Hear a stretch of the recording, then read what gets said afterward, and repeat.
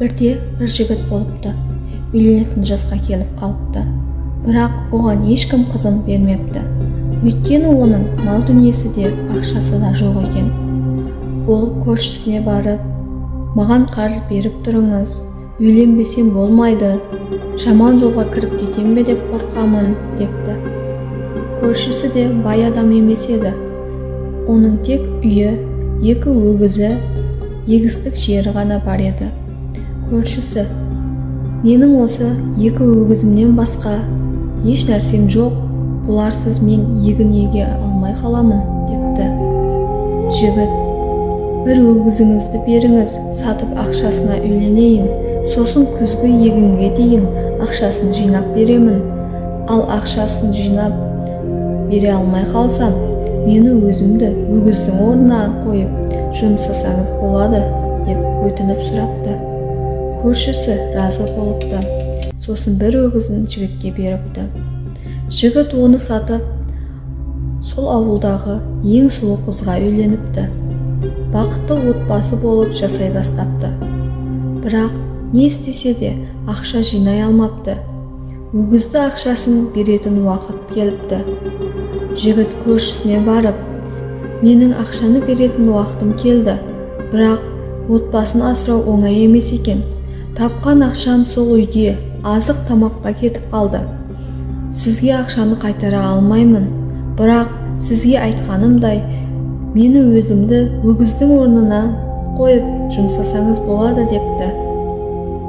Көршісі: дұрыс қой мейлі, бірақ мен адамдарға не деймін? Олар мені жауыз деп атамай ма депті. Жігіт: егер адамдар сізден келіп, неге олай жасадың деп сұрап жатса, мен білмеймін деп маған жіберіңіз, мен өзім оларға бәрін түсіндіремін депті. Сөйтіп көршісі ол жігітті өгіздің орнына байлап, жер айдай бастапты. Сол уақытта атта жүрген бір адам өтіп қалыпты. Ол әлгі кісіні көріп: ей жауыз, не істеп жатсың? Сенің инсапың бар ма? Адамды да бұл заманда өгіздің орнына жұмсай ма? Не істегенің бұл жауыз депті.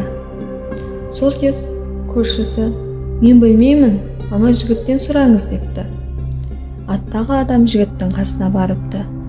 Сөйтіп жігіт аттағы адамға болған жағдайды бәрін түсіндіріп беріпті. Сөйтіп аттағы адам жігітке жаны ашып кетсе керек, оған біраз ақша беріп кетіпті.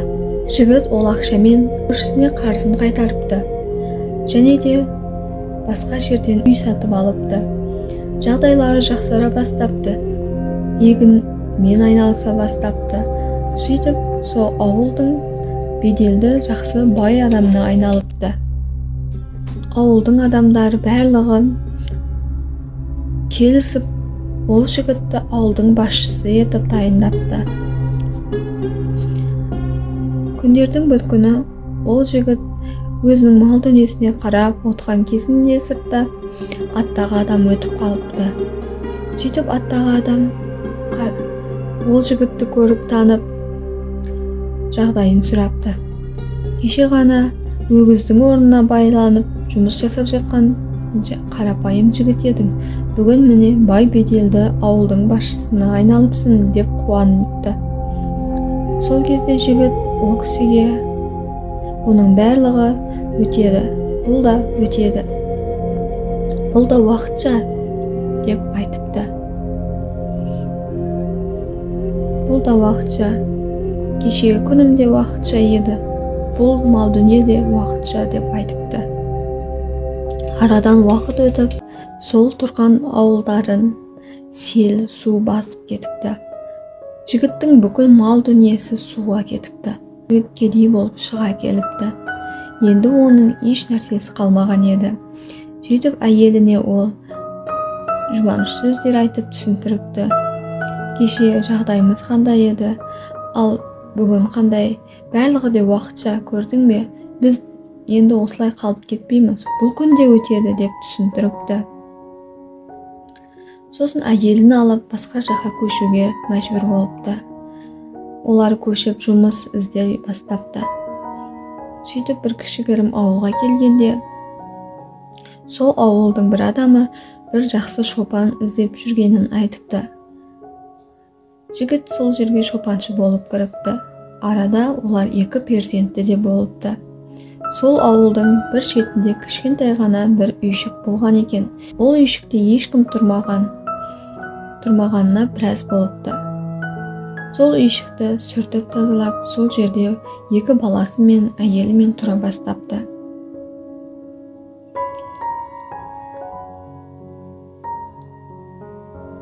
Әйелі тігіншілікпен айналысатын, жігіт өзі шопандық ететін, сөйтіп отбасын солай асырайтын болыпты.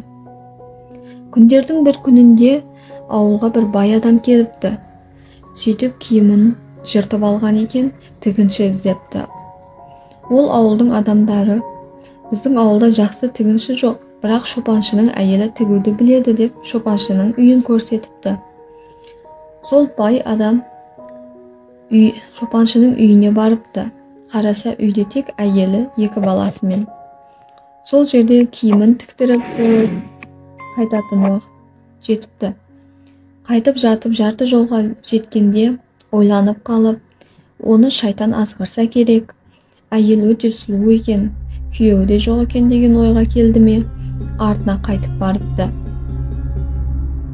Сөйтіп әлгі әйелді алдап, күйеуің қасқырға тап болыпты, қойларына қасқыр шабуыл жасапты, сені көмекке шақырып жатыр деп алдап әйелді алып кетіпті. Күйеуі кешке қарай келсе, үйде 2 ұлы отыр, әйелі жоқ. Ұлдары болған жағдайды әкесіне айтып беріпті. Күйеуі сол кез түсініпті, әйелін алып қашып кеткенін. Сонымен бір мұңайып, не істерін білмей, енді қайтемін екен деп ойланыпты. Бұл да өтер деп балдарын алып, әйелін іздеп шығыпты. Сөйтіп 2 баласын алып, тау тастан асып, ауылма-ауыл жүріп әйелін іздей бастапты. Бір уақытта алдыларынан үлкен дария шығыпты. Шопаншы жігіт енді балдарын дариядан қалай алып өтерін білмей, кішкентай бір қайықта біреулеп алып өтпекші болыпты. Кішкентай қайыққа үлкен баласын салып, дарияның арғы бетіне алып өтіп қойып, артқа қайтып, кіші баласын салып, алып өтіп жатқан кезде үлкен баласына қасқыр шабуыл жасапты. Сөйтіп үлкен баласы қасқырдан қашып жүгіре бастапты. Ол үлкен баласын құтқарам деп жатқанда, қолындағы кішкентай баласы суға кетіп, ағып кетіпті. Бір мезетте 2 баласынан да айырылып қалған жігіт енді не істерін білмей, қатты күйзеліске ұшырапты. 2 баласын және әйелін де үшеуін іздеп жолға шығыпты енді. Аттағы адам келіп қалыпты, шопаншыны көріп қалыпты. Бұл не жүріс, не болған саған?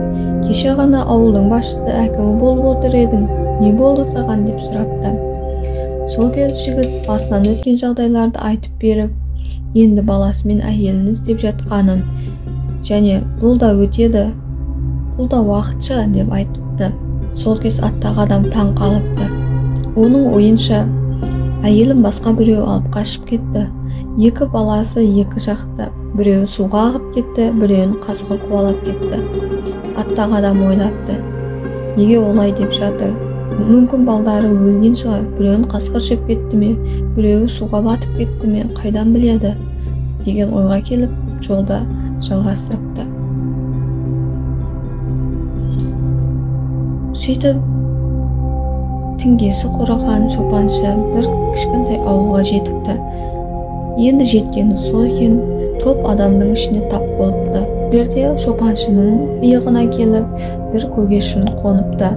Дегі адамға қалай, дұрыс емес, қайтадан деп барлығы улап-шулап, қайтадан көгершінді ұшырыпты. Қайтадан сол шопаншының басына келіп қоныпты. Ол кішігірім ауылда сөйтсе патша қайтыс болып, орнына патшаны осылай анықтайды екен, көгершін ұшыру арқылы.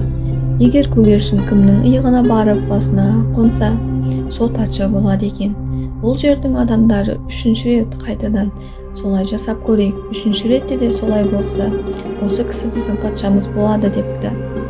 Көгершін ұшырған уақытта көгершін қайтадан келіп шопаншының иығына қоныпты. Сөйтіп шопаншы сол кішігірім ауылдың патшасына айналыпты. Өйткені ол барды да жоқты да өмірдің ашы тұщысын татып келе жатыр емес пе? Ақшасыз қиналды. Ақшасыз суға да мал дүниесі батып та кетті. Балдарынан да айырылды, әйелінен де айырылды. Сола қиналып жүрген уақытта, қиналып жүрген оның тәжірибелері арқылы сол кішігірім ауылды ол өте әдемі, әділ түрде басқарыпты. Бір күні жиналысқа бір уәзір келмей қалыпты. Сөйтіп ертесіне патшаның алдына кіріп, менің әйелім ауырып жатыр еді, сол үшін келе алмадым деп жағдайын түсіндіріпті. Патша, сен әйелің ауырса, сен оның басында отыра алмайсың. Мына жақта сені бүкіл жамағат күтіп отыр ғой. Жұмысыңа жауапкершілікпен қарауың керек. Егер сен олай отыратын болсаң, не жұмыстан уақытша кетуің керек, не үйіңнің алдына 2 әскер қойып қой. Сол 2 әскер әйелге не қажет болса, солар жүгіріп қызметін жасасын депті. Сөйтіп әлгі уәзір патша айтқандай үйінің есігінің алдына 2 әскер қойып қойыпты. Ендігі оқиға сол 2 әскер тұрған жерден басталады. 2 әскер есік түбінде тұрар екен, бір-бірімен әңгімелесе бастапты. Қасқыр мені талап тістеген екен. Осы ауылдың адамдары мені тауып алып, бағып өсірген екен деді. Екіншісі, мен де бала күнімден дәл солай болды. Анамды бір адам ұрлап алып кетті. Әкем, ағам және мен анамды іздеп жолға шығып едік. Ағамды қасқыр қуалап кетіп, әкем мені суға ағызып алыпты. Содан мені де осы ауылдың тұрғындары тауып алған деп бір-біріне қарапты. Сол уақытта іштегі әйел атып шығып, балдарым деп жерге құлапты. Үшеуі табысыпты. Сол мезетте әлгі уәзір келіп қалып, жаман ойға кетсе керек, 2 әскерді тездетіп дарға асуға бұйрық беріпті. Дардың түбіне алып барып, соңғы тілегіңді айт деп сұрапты. Ол екеуі де біз патшаны көргіміз келеді депті. Мүмкін ойлаған шығар, патша оларды құтқарып қалады. Басқа айтатын адамдары жоқ. Патшаға болған жағдайды айтсақ, ол анасы екенін айтса, патша әділетті түрде шешім шығарады деп ойлапты. Сол мезетте атта жүрген әлгі адам сол ауылға барып қалып патшаны көріпті. Қара, кеше ғана еш нәрсең жоқ, әйеліңнен балдарыңнан айырылып, тіңкең құрып жүрген адам едің. Кеше ғана шопаншы едің. Бүгін мына ауылдың патшасы болыпсың деп қуаныпты. Бірақ ол кісі бұл да өтеді. Бұл да уақытша деп айтыпты. Сөйтіп аттағы адам, сен бәрі өткінші, уақытша, бұл да өтер деп айтасың. Осы қалатын бір нәрсе бар ма деп сұрапты. Патша аттағы адамға, 6 ай өткен соң кел, қалатынын айтамын депті. Сөйтіп жаңылдегі дарға асыла жатқан 2 әскерді арманын орындау үшін патшаны шақыртырыпты. Патша барып 2 әскердің басынан өткендерін тыңдапты. Сөйтсе өз ұлдары екен. Және оның алдында, ұлдарының алдында әйелін де тауыпты. Патша не істерін білмей қалыпты. Өз әйелі, өз ұлдары тұр. Ол қатты қуанып, көзіне жас келіп, отбасымен қауышыпты.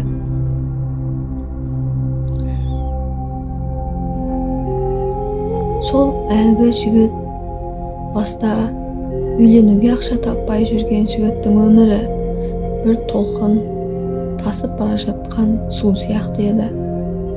Тасып болып енді тынды.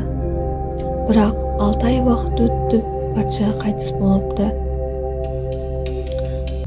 6 ай уақыт өткен соң аттағы адам маған қалатын айтамын деп еді деп патшаны іздеп келіпті. Не көзбен көрсін, патша қайтыс болған екен. Сөйтіп аттағы адам оның мазарының басына барыпты. Мазарының басында тасқа бұл да өтеді деп жазып қойылған екен.